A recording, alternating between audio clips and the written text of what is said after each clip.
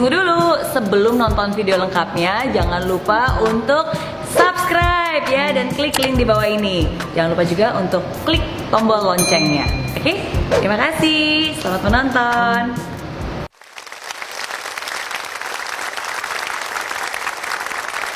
Seorang entrepreneur adalah seorang yang kreatif, mengubah yang awalnya dianggap tidak berharga menjadi sesuatu yang berguna. Masih di I'm Possible, Inspirasi Ciputra di Entrepreneur. Dari Impossible jadi I'm Possible. Oke, Pak Ci, dari tadi saya penasaran nih. Telur Columbus itu maksudnya apa, Pak Ci? Beginilah. Telur Columbus itu punya rahasia.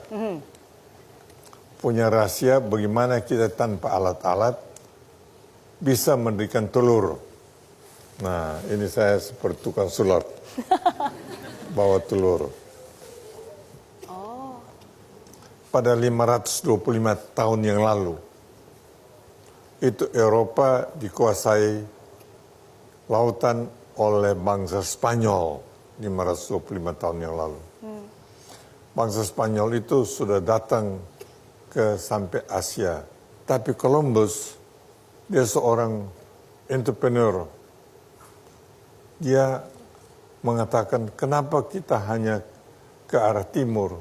Kenapa kita hanya menyusur pantai? Mungkin di bagian barat ada pulau yang lain.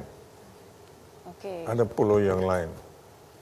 Jadi dia minta armada, dia pimpin dari Raja Spanyol, dia pimpin menuju ke barat. Wah, dia menemukan benua Amerika. Dia ke selatan. Dia pulang ke Spanyol. Dia lapor, saya sudah menemukan benua yang baru. Wah, raja senang, semua senang. Ingin memberikan dia hadiah. Bikin upacara pemberian hadiah. Waktu tiba giliran memberikan acara, dia mengatakan, dia bilang, ini ada telur. Saudara-saudara, siapa yang tidak setuju dengan saya ingin katakan, siapa bisa memberikan telur ini tanpa alat? Telur ini bisa berdiri. Nah, semua terperangah. Semua diam. Nah, saya bisa dirikan. Terus dia ambil telur ini tanpa alat. Dia ketuk saja. Ya, ketuk. Lantas berdiri. Wah. Semua diam. Saya bikin analisa. Telur ini kalau diketuk ini bagian kecil, ini bagian besar. Kalau diketuk ini, belum. Keluar. Pecah. Kenapa? Ini tidak pecah. Ini pecah. Anda lihat telur ini. Ini analisa saya sendiri. Ternyata bagian bawah ini yang bulat, ini yang runcing. Supaya di kandungan ayam tersebut, yang kecil itu keluar selalu, ini sengaja ada kulit ari dalam, ada udara. Sehingga telur selalu begini. Selalu begini telur. Nah, itu jadi ada sebabnya.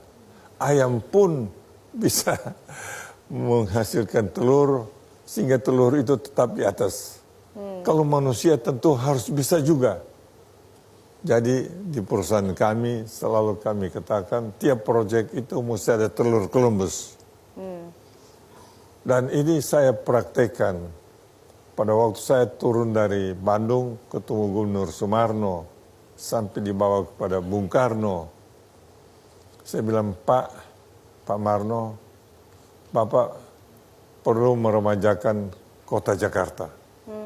Dan saya sebagai arsitek, saya bisa membantu Bapak meremajakan kota Jakarta. Dia tertarik. Begitu, saya bisa bikin satu proyek proposal, nanti Bapak lihat dulu. Saya langsung bikin proyek proposal dengan maket dan feasibility study 3 kali 4 meter. Wah, dia terkejut. Wah, dia kira saya membangun ruko yang lama. Saya bilang bongkar seluruhnya menjadi mall. Itu mall pertama di Indonesia. Wah, dia terkejut. kalau begitu saya mau bawa kamu ke Bung Karno, presiden kita. Wah, itu yang saya tunggu-tunggu. Itu juga saya pakai waktu Ancol. Saya datang sama Gubernur Ali Sadikin. Saya ingin membangun Disneyland di Ancol. Hah? Disneyland? Iya. Kamu sanggup? Sanggup. Serahkan saya Ancol. Ya, serahkan Ancol. Demikian juga saya membangun ke Vietnam. Juga saya bilang, Vietnam baru free economy. Dulu kan komunis. Sekarang free economy. Vietnam perlu satu kota yang baru untuk menampung penampang penghuni. Sehingga sekarang proyek luar negeri yang terbesar di Hanoi adalah dari kami. Ada dari Ciputra. Ya, itu. Banyak pembelajaran dari telur yang Pak Ci bawa, telur Columbus. Pertama saya belajar bahwa ternyata banyak orang selalu bilang, nggak mungkin, nggak bisa. Sampai seseorang menunjukkan caranya, baru akhirnya, oh iya, saya juga bisa. Ya, jadi seperti itu. Dan yang kedua bahwa sebenarnya research dan penelitian dan pemikiran itu juga sangat penting ya Pak Ci. Jadi luar biasa. Tapi Pak Ci, kita semua tahu sebagai pengusaha, itu pasti ada masalahnya, pasti ada pasang surutnya, pasti ada kesulitannya. Dan untuk menjadi seorang entrepreneur pasti kita juga tidak boleh, harus sudah, it comes with a package. Ya, jadi datang juga bersama dengan kesulitan-kesulitan tersebut.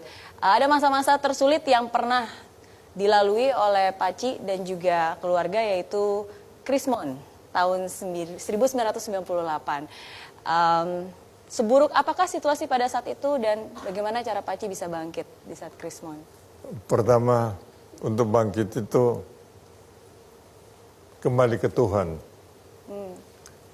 Kepada iman kita, minta petunjuk, minta bimbingan, minta tuntunan. Nah, saya bersyukur kita mempunyai dasar integritas tersebut, maka kita dapat mengatasi. Inilah anak-anak saya, mereka bersatu dengan kami semua. Kadang-kadang saya sudah loyo, tapi mereka tenaga muda berusaha bangkit. Nah, coba tanya, Meriana tanya kepada anak saya, bagaimana caranya kita mengatasi dahulu. Kita dengarkan dari generasi kedua ya, dari Pak Ciputra ya. Kalau gitu di sini ada Pak Harun dan juga Pak Budi, mungkin dari Pak Harun dulu. Ketika krisis datang, itu rasanya semuanya mau runtuh. Nah, ketika disitulah kami semua bisa bersatu untuk menghadapi masalah tersebut. Yang paling penting menurut saya adalah bahwa petunjuk dari Pak Ci bahwa semua harus diselesaikan dengan baik, dengan penuh integritas. Nah, itu memudahkan pekerjaan kami. Karena berarti kami tidak perlu, ketika kami menghadapi kreditur, tidak perlu kami membuat sesuatu yang dibuat-buat. Semuanya apa yang salah, apa yang tidak dapat kami lakukan, kami beritahukan. Dengan penuh kejujuran. Sehingga saya kira itu juga yang membuat kami sekarang bisa berkembang lagi dan maju lagi. Karena dipercaya oleh masyarakat, dipercaya oleh konsumen kita, oleh banker kita, oleh kontraktor kita, oleh supplier kita. Itulah yang membuat kita menjadi lebih mudah sekarang ini. Iya. Ada yang berubah dari Pak Ci sejak Krismon 98, katanya jadi lebih sabar. Apakah benar? Mungkin kita tanya dari Pak Budi. Apakah benar Pak Ci jadi lebih sabar? Kalau sabar saya rasa dari dulu sebetulnya sudah sabar. Cuma untuk hal-hal tertentu barangkali level kesabaran kita berbeda dengan level kesabaran Pak Ci. Nah, sekarang ini ngomong-ngomong tentang generasi ketiga nih Pak Ci. Banyak orang yang mengatakan kalau bisnis keluarga itu katanya generasi pertama yang membangun, generasi kedua yang menikmati, generasi ketiga yang menghancurkan. Katanya ya. Nah, sekarang gimana nih caranya Pak Ci bisa memastikan bahwa ini tidak terjadi di Ciputra Group? Simak rahasianya setelah yang satu ini. Jadi jangan kemana-mana, tetap di I'm Possible Inspirasi Ciputra. Dari Impossible jadi I'm Possible.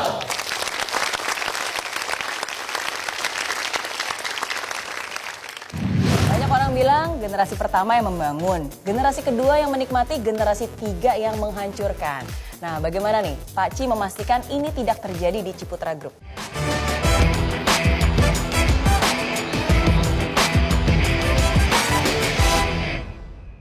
Hai friends, terima kasih ya kamu sudah menonton I'm Possible episode kali ini. Nah, untuk kamu yang ingin nonton langsung I'm Possible di Studio Metro TV Jakarta langsung bersama saya, bisa langsung kunjungi link di bawah ini ya. Nanti kamu bisa daftar dan kamu akan masuk ke dalam grup WhatsApp. Di sana akan ada langkah-langkahnya. Dan pendaftaran gratis. Jadi tunggu apa lagi? Daftarkan diri kamu sekarang juga, bawa teman yang banyak, dan sampai ketemu di studio Grand Metro TV. Oke?